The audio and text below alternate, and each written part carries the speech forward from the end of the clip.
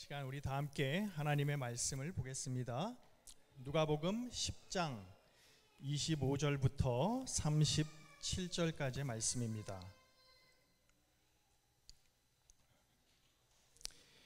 여러분이 잘 아시는 선한 사마리아인의 비유 말씀입니다. 제가 봉독하겠습니다.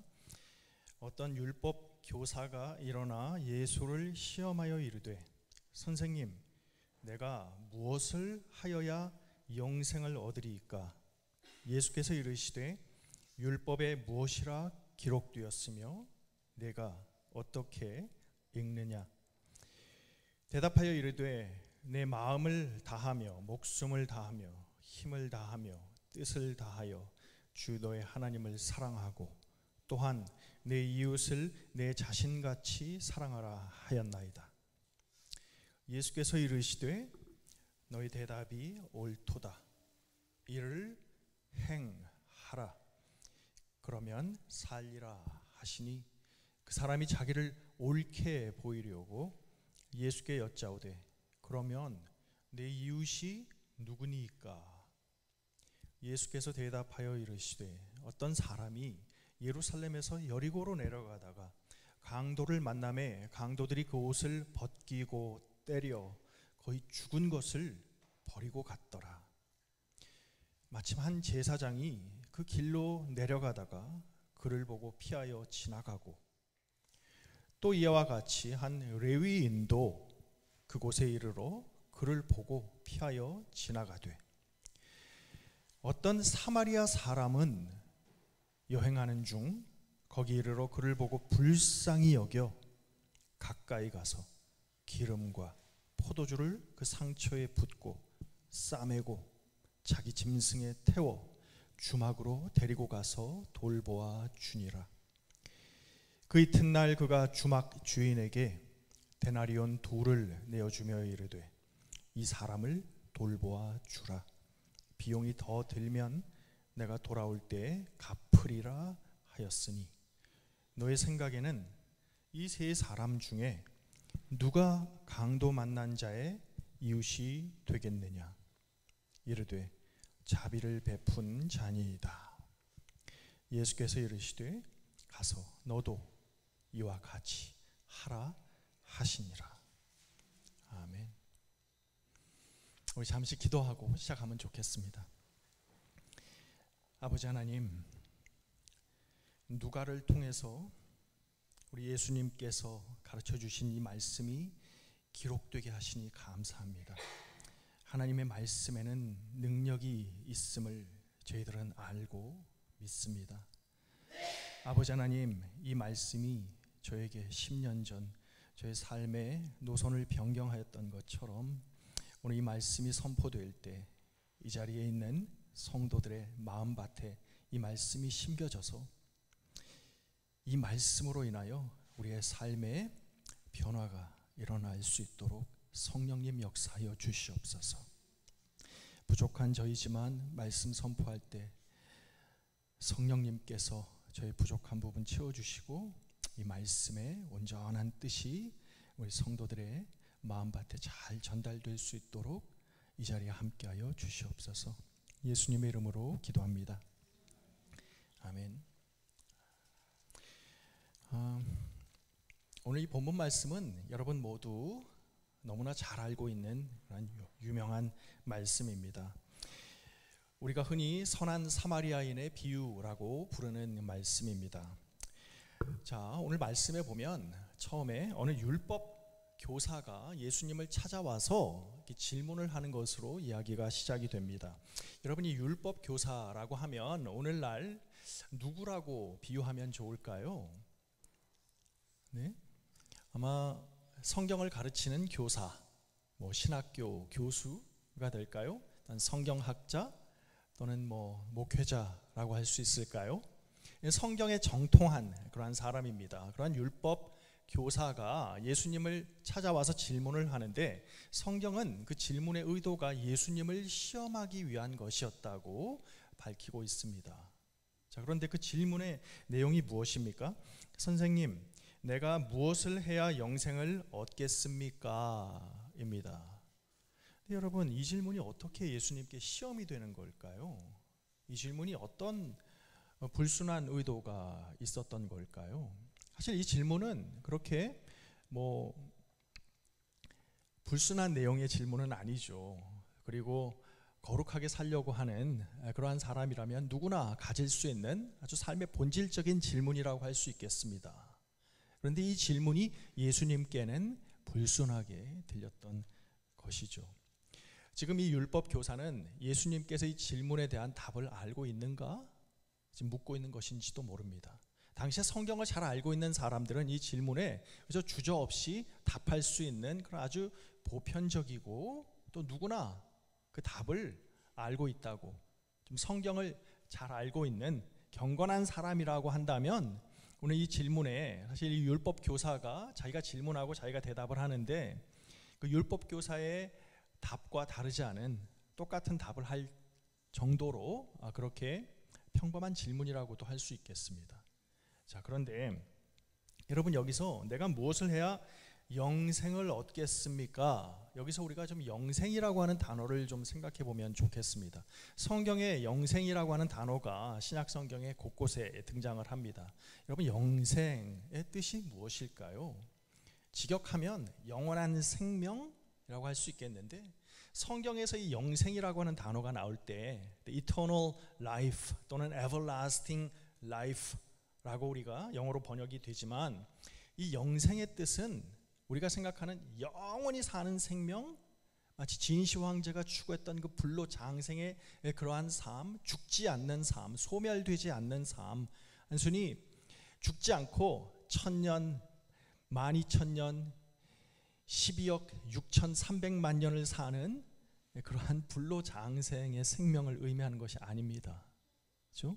그렇다면 영생은 무엇을 의미하는 것일까요? Eternal life, everlasting life, 지속 가능한 삶, 하나님께서 인정하시는 삶, 하나님께서 옳다 하시는 삶, 그렇기 때문에 소멸되지 아니하고 멸망하지 아니하고 영원히 지속될 수 있는 하나님께서 인정하시는 삶, 하나님 보시기에 그래, 그것이 인간으로서 살아야 할 마땅한 삶이지 라고 인정하실 만한 삶, 여러분, 이것이 영생입니다. 오케이? 자, 그렇다면 지금 이 율법 교사가 선생님, 내가 무엇을 실천해야 영생을 얻겠습니까? 어떻게 내가 살아야 하나님께서 인정하는, 하나님 보시기에 옳다 하실 만한 삶이겠습니까? 참 그런 질문이죠.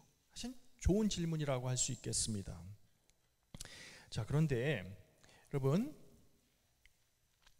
그 질문을 받으시고 예수님께서 율법 교사에게 반문을 하십니다.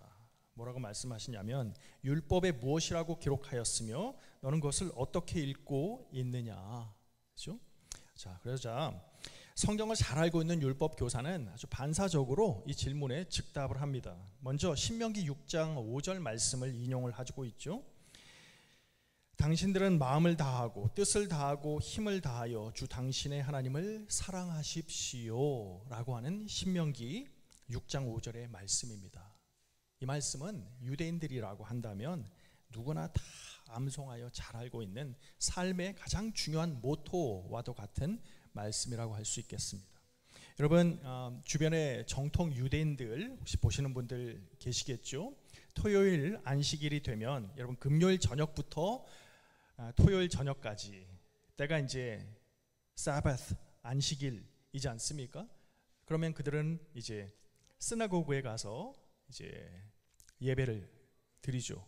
그때 이제 정통 유대인들은 이제 까만 모자 쓰고 까만 옷을 입고 이제 그렇게 갑니다.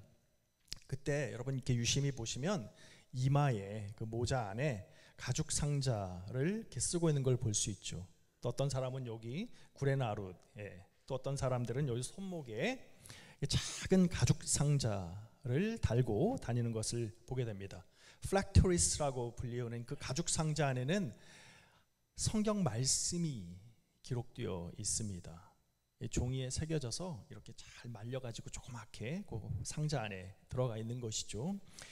그 플렉토리스 안에 새겨져 있는 그 말씀이 보통 출애굽기 13장 말씀, 신명기 6장 말씀, 11장 말씀, 이런 말씀들이 그 안에 새겨져 있는데, 이 신명기 6장 5절 말씀, 마음을 다하고 뜻을 다하고 힘을 다하여 주 너의 하나님 여호와를 사랑하라, 이 말씀이 가장 많이 그 플렉토리스 안에 담겨져 있습니다. 유대인들에게는 아주 가장 중요한 그런 말씀이라고 할 수 있겠습니다. 지금 이 율법교사가 이 신명기 6장 5절 하나님을 사랑하라는 그 말씀을 지금 인용하면서 예수님의 그 반문에 답하고 있는 것이죠. 그리고 또 더 나가서 레위기 19장 18절 말씀을 인용을 합니다. 레위기 19장 18절 말씀은 다만 너는 너의 이웃을 내 몸과 같이 사랑하여라 하는 말씀입니다. 여러분, 이 두 말씀이야말로 유대인들에게는 아주 금과 옥조 같은 아주 가장 소중한 삶의 모토와 같은 말씀인 것이죠. 하나님 사랑과 이웃 사랑, 이것이 하나님이 인정하는 삶, 그리고 영생을 얻는 삶일 것입니다 라고 율법 교사는 대답합니다. 정답을 말한 것이죠. 그러자 예수님께서 뭐라고 말씀하십니까? 너의 대답이 옳다, 내가 바르게 대답하였다. 그러고 나서 뭐라고 말씀하십니까?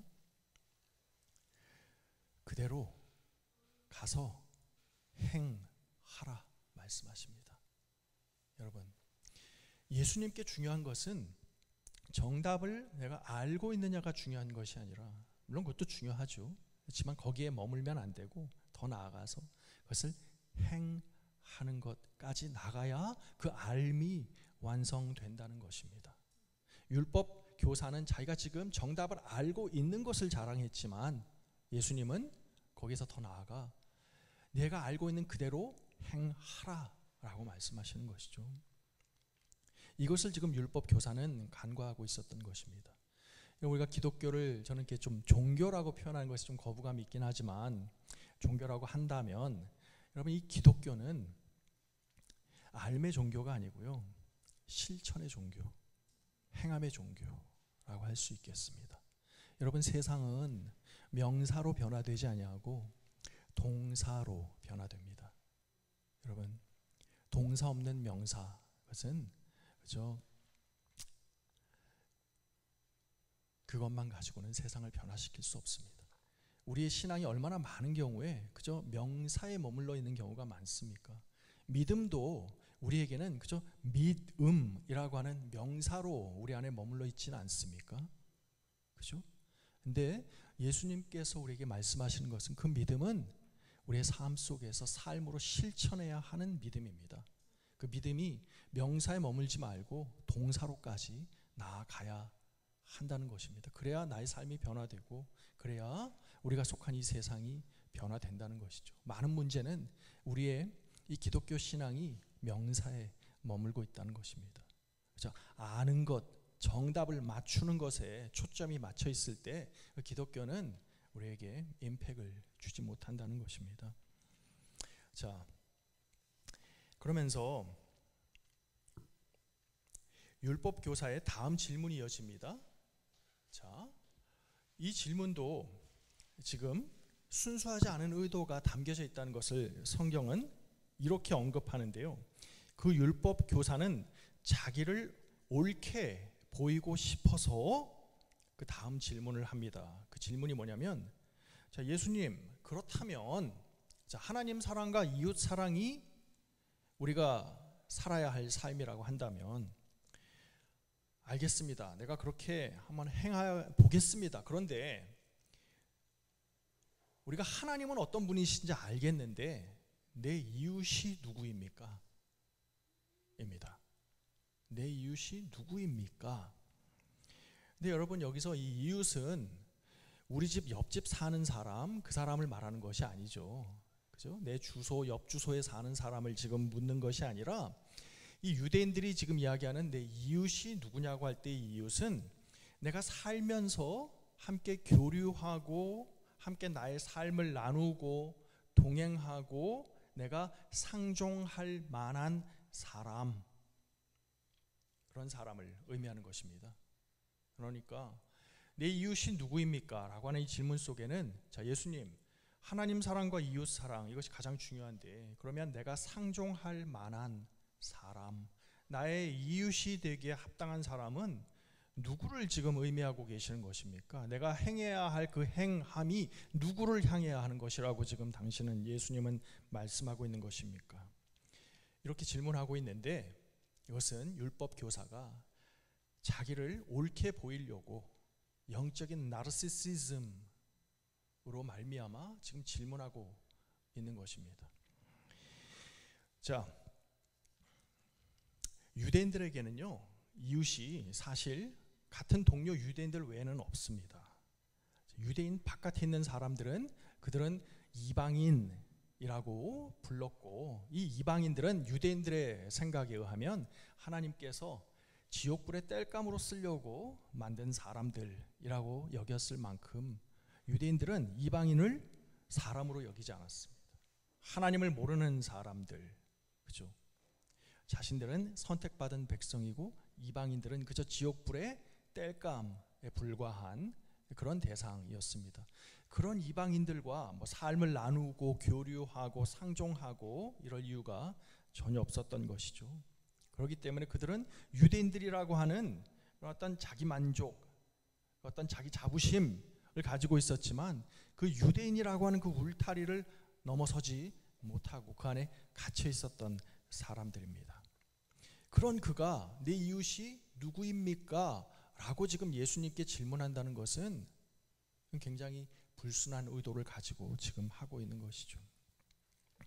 자, 그 율법 교사의 질문에 예수님께서 이웃은 말이야, 지금 어디 살고 있는 이러이러한 사람을 의미하는 거야 라고 말씀하시는 것이 아니라 이야기를 들려줍니다. 여러분, 예수님은 이런 식으로 스토리텔링으로 사람들에게 이야기를 하는데, 여러분, 이 스토리텔링을 통해서 왜 예수님께서 비유 또는 이 이야기들을 통해서 우리에게 말씀하시는 걸까요?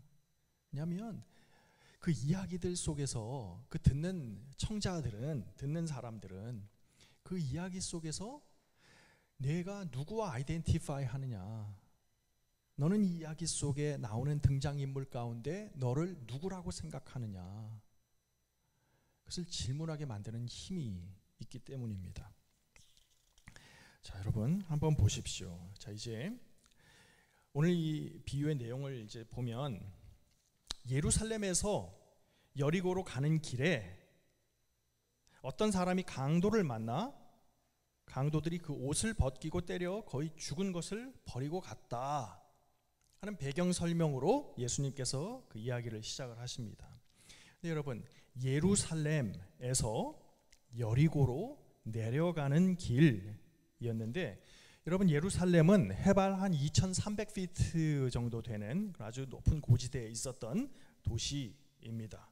그리고 여리고는 어디 있습니까? 이렇게 지도를 좀 보여주면서 설명드리면 좋은데, 예루살렘에서 동쪽으로 사해바다가 있지 않습니까? 그죠? 그 사해바다 왼쪽에, 그러니까 예루살렘하고 사해바다 그 사이에 있는데, 사해바다 옆에 있는, 참 신속하시네요. 예. 그런데 이 사해바다가 해발 마이너스 750피트예요. 이렇게 마이너스, 그러니까 해수면보다 낮은 땅에 있는 그러한 사해바다, 여러분 다 아시죠? 그런데 여리고는 해발 마이너스 450피트입니다. 그러니까 해수면보다 낮은 땅이에요. 그러니까 지면보다 낮은 땅에 있는 그러한 곳입니다. 그런데 직선거리로 예루살렘에서 여리고까지 한 20마일 정도가 돼요. 20마일을 가는데 해발이 약 한 3200피트가 떨어지니까 얼마나 그 고도가 가파르게 떨어지는 겁니까? 그죠? 한참을 내려가야 되는 그런 내리막 길입니다. 그죠? 하나님의 성전이 있는 예루살렘에서 여리고 땅으로 가는데, 사해바다, 죽음의 바다가 있는 그 여리고 성으로 내려가는데 한참을 내려갑니다. 그런데 이렇게 가파른 그런 지형일수록 예로부터 산적들이 많은 법이죠. 강도들이 많아서 지나가는 상인들, 또 지나가는 사람들, 나그네들의 재물을 이렇게 탈취하는 강도들이 이렇게 도사리고 있다가, 그죠? 물건을 빼앗는 그런 일이 예수님 당시에 있었던 것이죠. 그런 길에 한 사람이 강도를 만났는데, 자, 여기 보면 이 등장인물들이 전부 다, 여러분 등장인물이 몇 명인지 한번 세보세요. 자, 강도 만나 이제 쓰러져 죽게 된 자가 있죠. 또 누가 있습니까? 제사장이 있죠, 레위인이 있죠, 사마리아인이 있죠. 한 명 더 있어요. 누구죠? 여관 주인, 주막의 주인입니다. 나중에 이 여관 주인이 좀 중요한 역할을 하게 되는데, 이 5 인물들 가운데 여러분은 좀 이야기를 들으면서 여러분이 누구라고 생각하는지 한번 생각하면서 한번 들어보시기 바랍니다. 오케이? 그게 좀 어려우면 내 옆에 앉아 있는 이 사람이 등장인물들 가운데 누구라고 생각하는지 한번 생각하면서 들어보시면 좋을 것 같아요. 자, 먼저 자, 이제 강도를 만났는데, 그때 당시만 해도 이 옷도 귀하니까, 그죠? 돈만 뺏는 게 아니라 이 옷까지 벗겨서 알몸을 만들어 놓고, 또 그러고 나서 그냥 죽기까지 이렇게 때려가지고 길가에 쓰러져 있게 그렇게 방치해 두고 알몸이 된 상태로 그렇게 가진 것을 다 훔쳐가지고 갔다는 겁니다. 자, 그런데 그 쓰러져 있는 사람 옆으로 3 사람이 차례대로 지나가는데, 첫 번째 제사장입니다. 자, 여러분, 이 제사장이 누구입니까? 제사장은 백성들의 지도자라고 할 수 있겠죠. 종교 지도자입니다. 자, 그런데 이 사람이 이 강도 만난 사람을 그냥 지나쳐 갔다는 것입니다. 왜 그랬을까요? 그 이유를 자세히 성경은 언급하고 있지 않지만 율법 교사는 아마 알았을 것입니다. 왜냐하면 율법에 보면 죽은 사람을, 민수기의 말씀인데 19장 11절에 이런 말씀이 있습니다. 누구의 시신이든지 사람의 그 주검, 그 시신에 몸이 닿은 사람은 7일 동안 부정하다. 누구든지 주검, 곧 죽은 사람의 몸에 닿고도 스스로 정결하게 하지 않은 사람은 주의 성막을 더럽히는 사람이다. 이런 말씀이 있습니다. 그러니까 제사장 입장에서 이 사람을, 이 강도 만난 사람을 만났는데 이 사람이 죽었는지 살았는지 알 수가 없습니다. 그걸 확인하기 위해서는 이 시신을 아직 안 죽었다고 한다면 이 사람의 몸을 만지지 않고는 이 사람의 생사 여부를 확인할 길이 없는 것이죠. 그렇다면 그 사람을 만지면 4일 뒤에, 7일 뒤에 자신을 정결하게 하는 예식을 치러야 되는데, 여리고까지 가는 그 여정이 사흘 안에 끝날지 7일 안에 끝날지 알 수 없습니다. 그리고 제사장인 자신의 신분으로 죽은 시신의 몸을 만지면 그 제사장의 임무를 감당할 수 없는 그런 현실적인 이유 때문에 그는 그 쓰러져 있는 그 사람을 놔두고 그냥 지나쳐 갔었던 것인지도 모릅니다. 여러분, 예수님이 왜 제사장을 먼저 언급하는 것일까요? 제사장은 어쩌면 자신의 그냥 임무에 충실하려고 하는 것인지도 모릅니다. 그런데 아까 조금 전에 했던 그 질문, 하나님을 사랑하라, 이웃을 사랑하라. 그런데 이 제사장은 지금 하나님을 사랑하라는 그 말씀에는 순종하고 있는 것이었는지 모르지만 율법을 잘 지킴으로써 하나님의 명령에는 순종했는지 모르지만 그 강도 만나 쓰러진 자를 돌보아야 하는 이웃 사랑은 소홀하고 있는 것이죠. 하나님 사랑은 하고 있는 것인지 모르지만 이웃 사랑은 지금 제껴놓고 있는 것입니다. 여러분, 이처럼 우리가 살면서 우리가 소위 신앙생활이라고 하지 않습니까? 우리 성도들이 이제 서로 안부를 요즘 신앙생활 어때? 그런 이야기를 합니다. 그러면 요즘 뭐 신앙생활 뭐 잘하고 있습니다. 요즘 신앙생활이 영 아주 다운돼 있습니다. 근데 신앙생활을 잘하고 있다고 말할 때 그럼 뭘 의미하는 걸까요? 보통 사람들은 뭐 예배에 잘 출석하고 있다든지 아니면 뭐 매일 성경이나 생명의 삶을 가지고 큐티 말씀을 아주 시간 맞춰서 잘 하고 있다든지, 아니면 뭐 교회에서 뭐 봉사를 하고 있다든지, 성경 공부를 하고 있다든지, 요즘 신앙생활 열심히 하고 있습니다, 그런 식으로 우리가 좀 신앙생활을 이해하고 있지는 않습니까? 우리가 신앙생활을 잘 해야 되는데, 사실 이 말씀 속에는 어떤 이원론적인, 그렇죠? 신앙과 생활을 분리하는 그런 의미가 담겨져 있는 것은 아닐까요? 신앙과 생활이 분리되어 있는 것입니다. 여러분, 생각해 보면 우리가 잘해야 될 것은 신앙생활보다 생활신앙이지 않을까요? 단어의 순서만 바뀌었지만 신앙생활보다 더 중요한 것은 생활신앙입니다. 썬데이와 먼데이가 다르지 않은 삶, 교회에서의 내 모습과 직장에서의 내 모습이 다르지 않은 삶, 신앙 생활하는 내 모습과 생활하는 내 모습이 다르지 않은 삶, 신앙이 생활이고 생활이 곧 신앙인 그런 삶, 누가 보는 사람들이 있을 때의 내 모습과 아무도 나를 보는 사람들이 없을 때의 내 모습이 다르지 않은 삶, 언제나 나의 신앙과 생활이 일치하는 삶, 여러분, 이것이 중요한 것이 아니겠습니까? 그죠? 그렇기 때문에 저는 늘 우리가 신앙생활 잘하려고 하지 말자, 중요한 것은 생활신앙이라는 것입니다.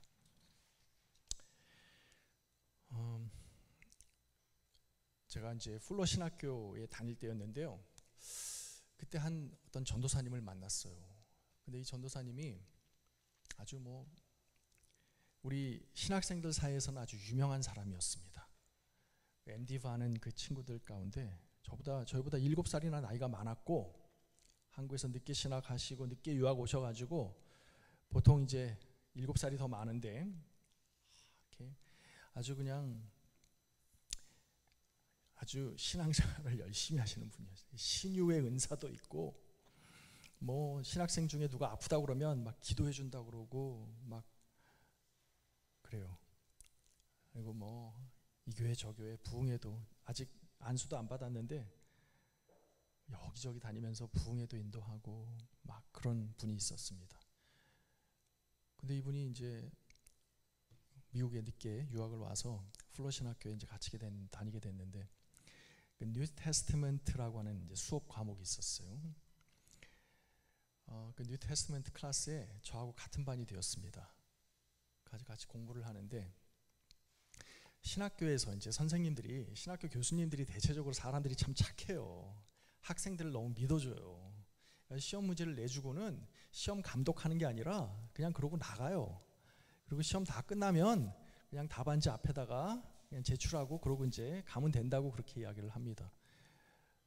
근데 이제 이 시험은 멀티플 초이스였어요. 사지선다형이었는데, 이 전도사님이 내 옆에 앉아 있었는데 8번 답이 뭐야? 네. 너무 기가 차가지고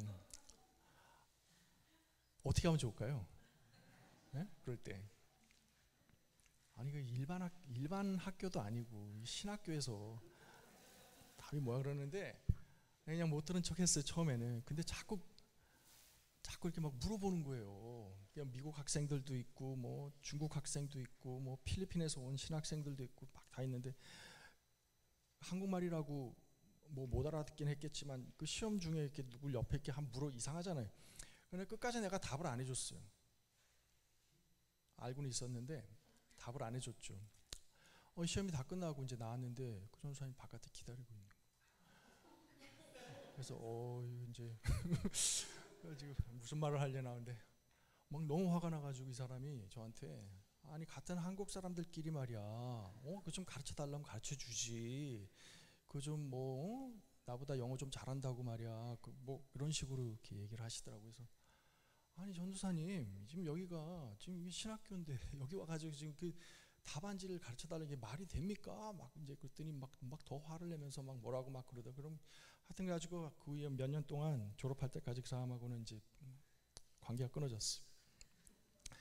이분이 한국 가서 지금 아주 대형교회 목사님이 되셨어요. 여러분 아마 내가 진짜 이게 지금 녹음하고 있으니까 내가 말을 안 하겠지만 그렇습니다. 그런 사람 많아요. 그러면서 소위 제사장인데 어떻게 보면 물론 만인 제사장을 믿는 우리 이제 우리 개신교회에서는 우리 모두가 다 제사장이긴 하지만 그 종교 지도자라고 한다고 그러면 말도 안 되는 일이죠. 어떻게 그런 일이 발생할까? 방언 기도를 하고 신유의 은사가 있다고 그러고 막 어디 가서 부흥 집회를 인도하고 그러면서 8번 답이 뭐야? 이게 뭡니까? 이게 뭐예요? 신앙과 생활이 분리되었을 때 일종의 스피리추얼 스키조프레니아가 생긴 거죠. 여러분 하나만 더 얘기할까요?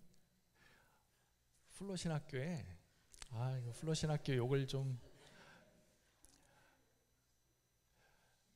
다른 뭐 중국 신학생들도 있고 뭐 남미에서 온 학생들도 있고 어느 민족 신학생들도 이게 없는데 우리 한국 신학생들 사이에서만 있었던 게 있어요.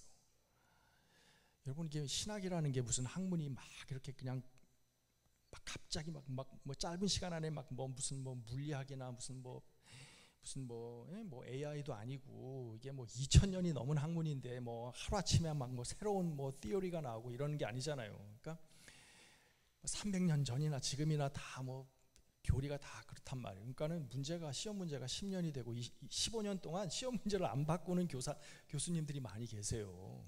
오케이? 뭐 뉴 테스트먼트 그럼 뭐 문제들이 뻔하거든요. 그러면은 우리 한국 학생들 사이에서 뭐가 있었냐면 뭐가 있었게요? 어떻게 아세요? 신학교만 그런 게 아니었나 보죠. 이 족보라는 게 있는 거예요. 아니 이 족보가 웬 말입니까? 다른 어떤 참 부끄러운 얘기지만 그게 돌아요. 그래가지고 시험 문제가 뭐가 이 교수님은 시험 문제에 뭐가 나온다는 걸 다 아는 거예요. 근데 이것도 우리끼리만 시험하는 게 아니라 교단별로 합동은 총신대는 총신대 출신들끼리만 그걸 교류하고 장신은 또 장신대들끼리만 얼마나 또 찌질하면서도 또 배타적이기까지 해요. 나는 나 같은 1.5세는 장신대도 아니고 총신대도 아니니까 족보에 의지할 수 없고 그죠? 하나님의 은혜에 의지할 수밖에 없었던 나 같은 1.5세도 있었지만 생각해 보면 이게 참 그분들이 다 지금 뭐 LA에 크고 작은 교회 다 담임 목사님들이고 그래요. 여러분 오늘 본문 말씀에 나오는 그저 신앙의 편리주의, 그죠? 신앙 따로 생활 따로인 것이죠. 여러분 그냥 교회에서 우리가 설교 말씀들 목사님 은혜 많이 받았습니다. 그러고 집에 가지만 그냥 그걸로 끝나고 만다 그러면 오늘 본문에 나오는 이 제사장과 다를 바가 없습니다. 그것이 우리의 삶의 행함으로 이어지지 않는다면 말이죠. 자, 두 번째 인물이 뭡니까?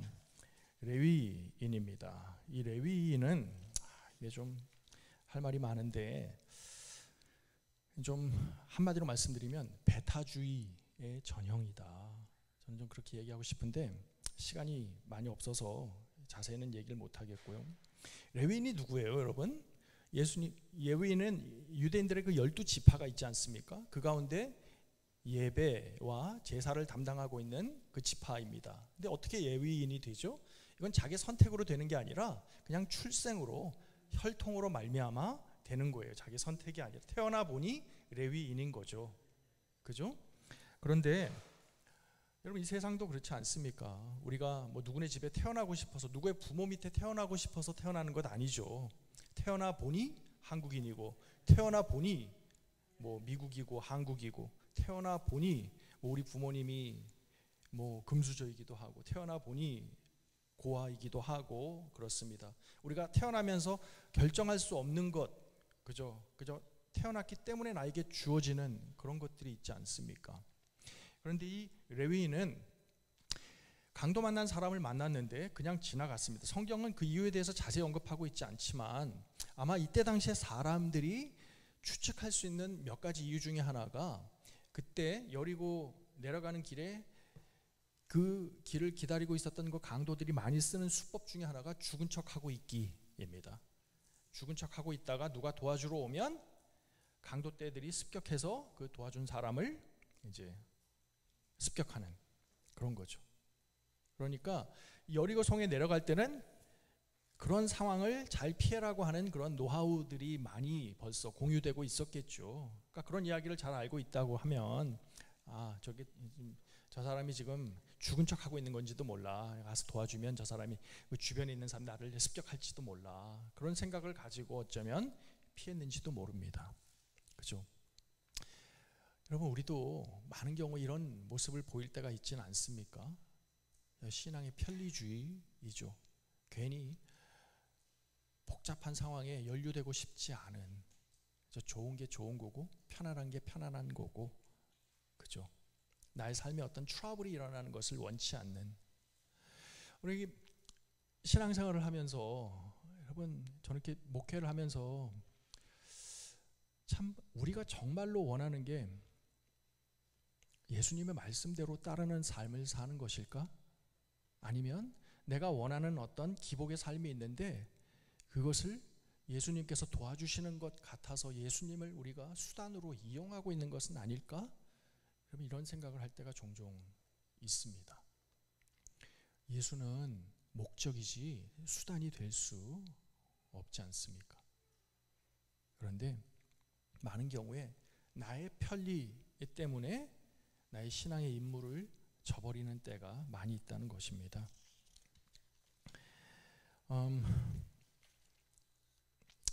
레위인은 넘어가겠습니다.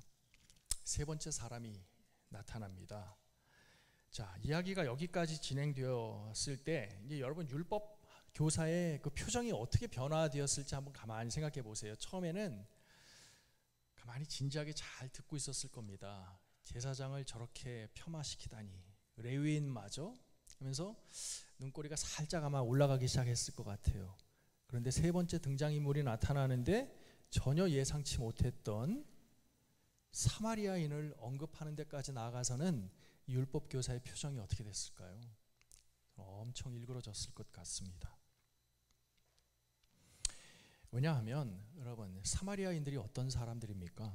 유대인들이 경멸에 맞이하지 아니하는, 대화조차 하고 싶지 않은, 여러분, 유대에서 갈릴리로 가려고 그러면 중간에 사마리아를 지나야 되는데 그 사마리아 땅을 밟는 것조차 불경하다고 여겨서 요단강을 건너서 삥 돌아갔던, 그 땅을 밟는 것조차 혐오했던 유대인들이었습니다. 좀 과장해서 얘기하자면 샌디에고에서 LA까지 5번 타고 오면 될 텐데 텍사스까지 가서 이렇게 돌아가는 것과도 마찬가지로, 좀 과장해서 말하자면 그만큼 사마리아인을 싫어했던 것이죠. 역사적인 이유가 있습니다. 이스라엘이 바벨론에 포로로 잡혀가서 70년 동안 이제 종살이 할 때, 그때 그들은 잡혀가지 아니하고 본 땅에 남아 있었던 사람들이죠. 그들이 겪었던 그 고난에 함께 동참하지 않았던 그 역사적인 배경, 그리고 교리적으로 볼 때도 그들은 창세기부터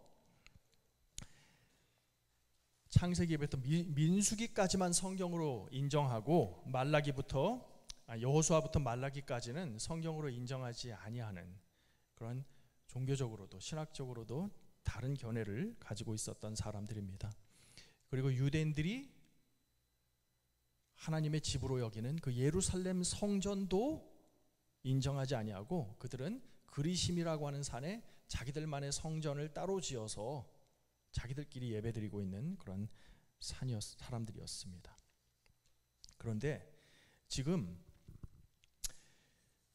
그 율법 교사가 생각할 때는 가장 도덕적이고 경건한, 거룩한 제사장과 레위인도 피해 갔는데 다른 사람도 아니고 사마리아인이 그 쓰러져 있는 사람을 돌봐주었다고 하는 예수님의 이야기는 율법 교사가 들었을 때 참 듣기 거북하고 불경한 이야기였을 것입니다.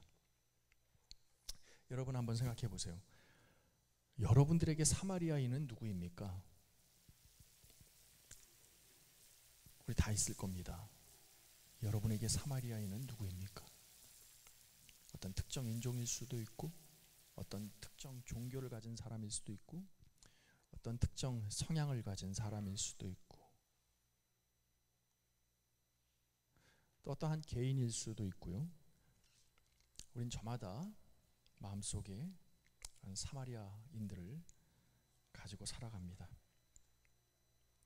자, 그런데 그 강도 만난 자를 도와주었던 사람이 바로 사마리아인이었다고 이야기를 합니다. 자, 이제 여기까지 이제 얼굴이 일그러질 대로 일그러진 그 율법 교사에게 예수님께서 마지막으로 펀치라인을 던집니다.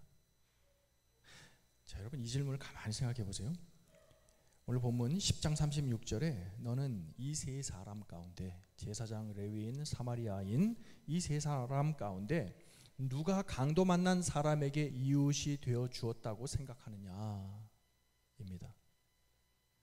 여러분, 이 질문이 이게 참 기가 막힌 질문입니다. 처음 율법학자가 예수님께 물었던 그 질문을 여러분 기억하십니까? 그게 뭐였죠? 내 이웃이 누구입니까? 였지 않습니까? 그런데 예수님께서는 지금 누가 그 강도 만난 자의 이웃이 되어 주었느냐 그렇게 질문합니다. 이 질문으로 말미암아 예수님은 지금 그 율법 교사의 그 파라다임을 완전히 시프트하는 지금 그런 질문을 지금 하고 계시는 겁니다. 율법 교사에게는 자기 자신이 중심이었습니다. 누가 내 이웃이 됩니까? 누가 내가 상종하기에 합당한 사람입니까? 내가 기준이 되고 누가 나의 이웃이 될 수 있습니까를 지금 예수님께 질문하고 있는데, 우리 예수님께서는 누가 너의 이웃이 되게 합당하냐가 아니라 이 세 사람 가운데 누가 그 강도 만나 쓰러진 자의 이웃이 되기에 합당하냐. 여러분 이 질문은 달리 하자면 누가 너의 이웃이냐가 아니라 너는 누구에게 합당한 이웃이겠느냐. 강도 만난 자에게 그 강도 만난 자가 너의 이웃이 될 수 있겠느냐? 너는 지금 그렇게 질문하고 있지만 바른 질문은 그것이 아니라 그 강도 만난 자에게 내가 합당한 이웃일 수 있겠느냐. 더 나아가서 너는 사마리아인은 너의 이웃이 아니고 네가 상종할 수도 없는 혐오의 대상이라고 생각하지만 그 사마리아인에게 너는 합당한 이웃이겠느냐. 사마리아인의 입장에서 볼 때 너는 그들의 이웃이 되어줄 수 있겠느냐. 자기중심적인 그 율법 교사의 그 질문을 예수님께서는 이 반문으로 지금 뒤집고 계시는 것입니다. 그죠?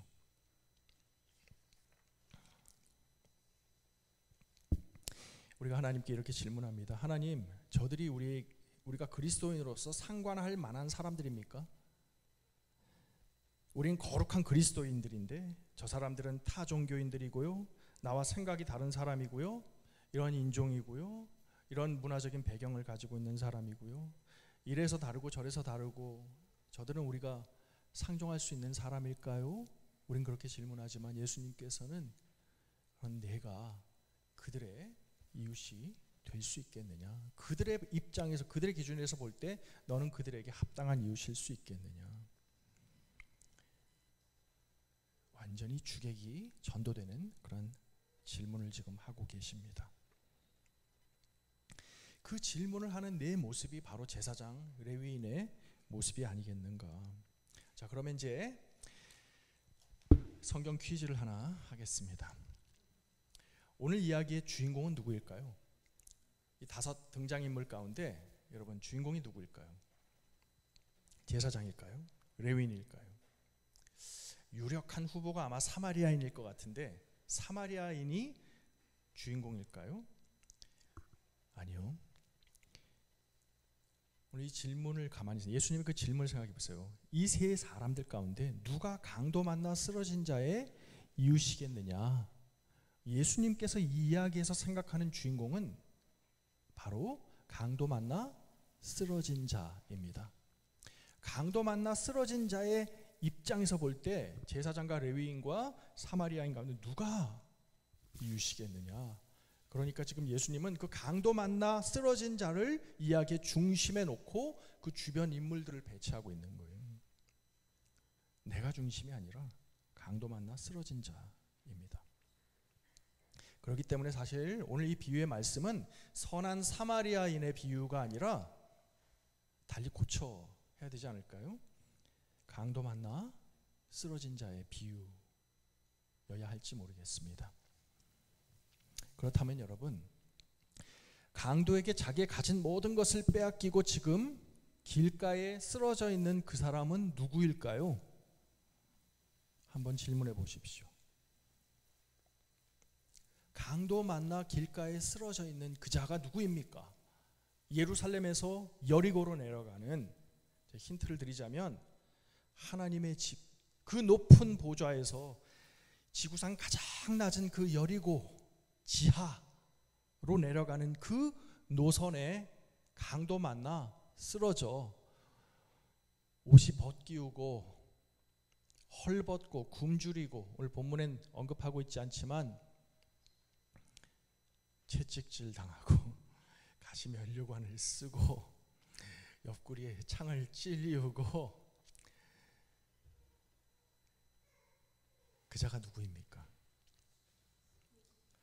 마태복음 25장 35절 45절, 여러분 잘 아시는 이 말씀을 한번 우리 사마리아 이야기와 연결시켜서 한번 생각해 보십시오.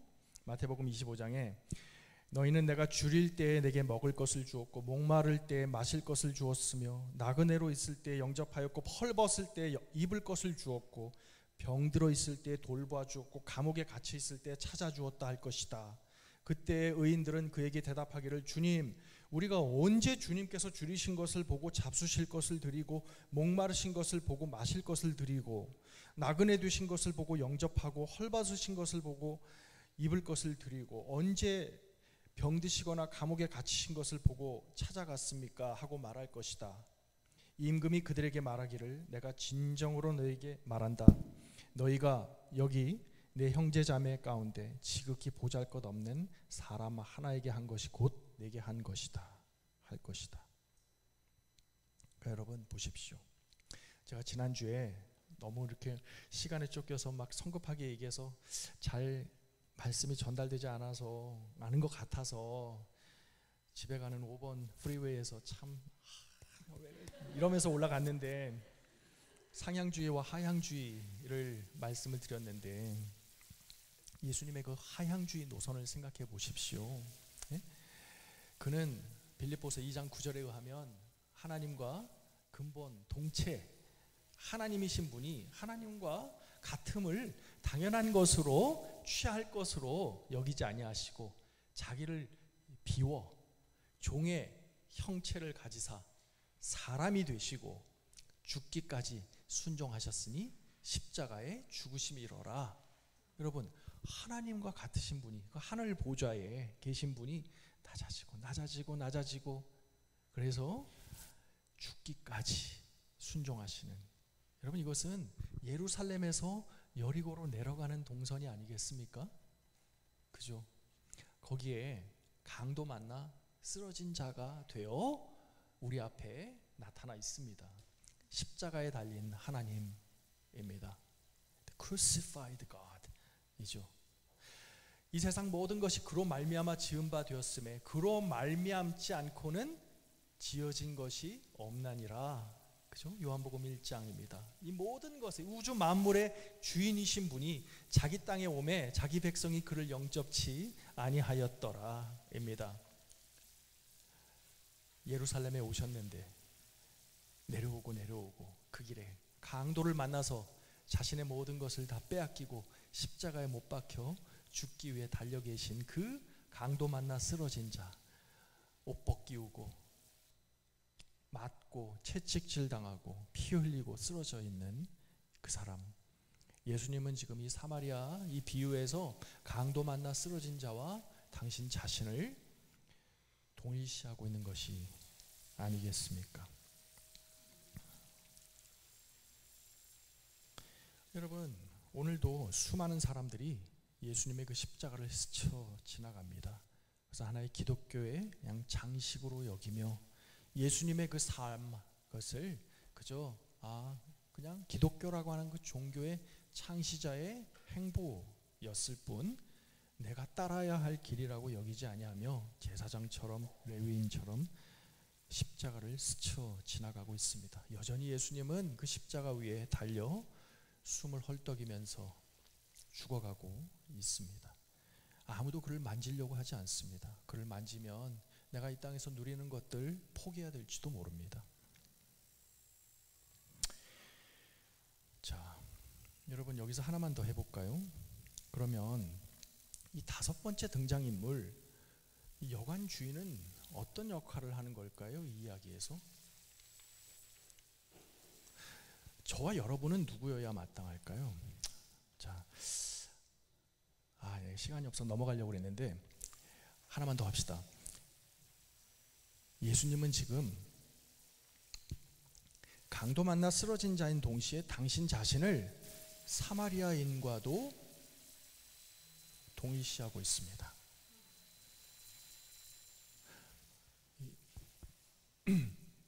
성경에 보면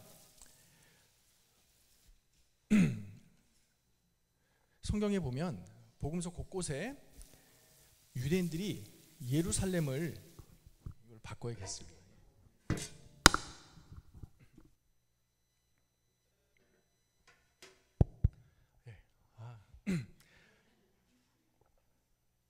어디까지 했죠?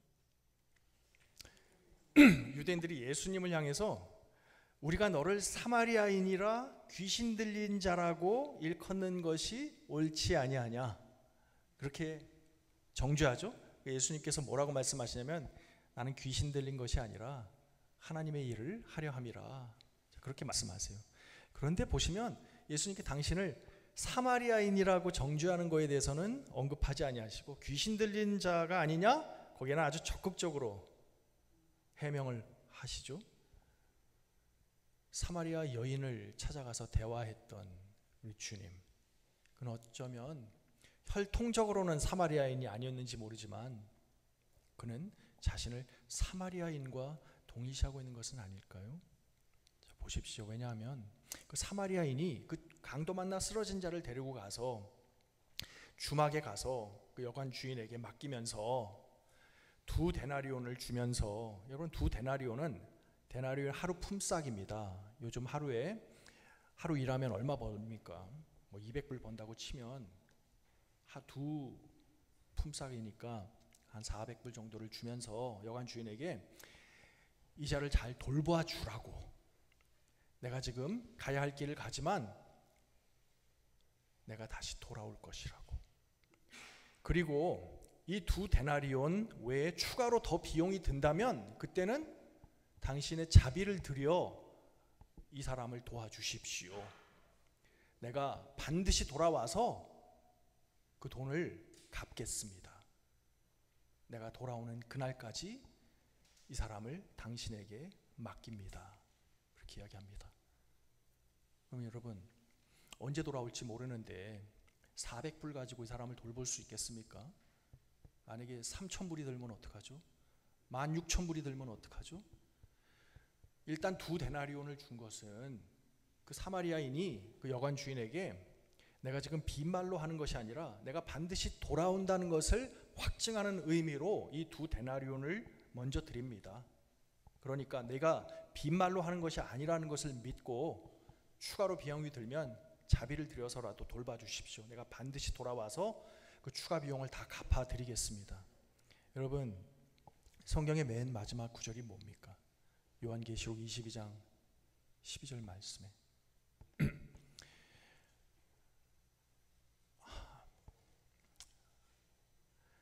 내가 반드시 속히 돌아오리라 입니다.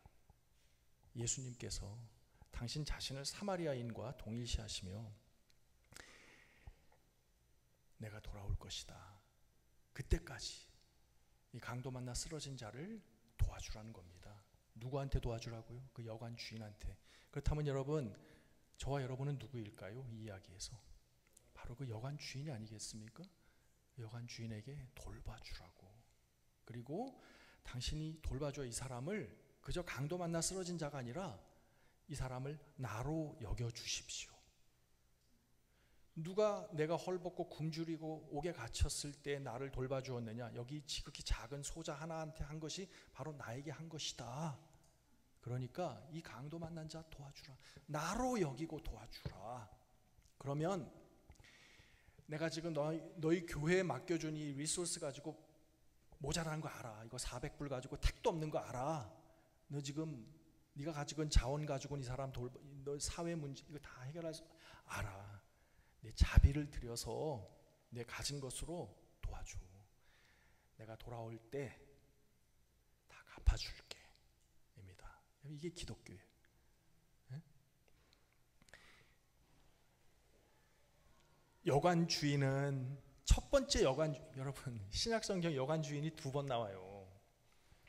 마태복음에 한번 나오고 우리 크리스마스 때 늘 읽는 그 말씀 여관 주인 베들레헴 예수님이 마리아 아직 뱃속에 있을 때 여관 주인이 한번 나오죠. 그때는 여관에 묵을 곳이 없어서 예수님을 No vacancy 딱지를 붙였던 여관 주인입니다. 예수님이 그게 굉장히 트라우마가 되셨나 봐요. 너희들은 그 마태복음 그 여관 주인이 되지 말고 이제는 좀 나를 좀 받아줘. 나를 돌봐줘. 지금 우리한테 지금 여관 주인 되라고 말씀하시는 겁니다.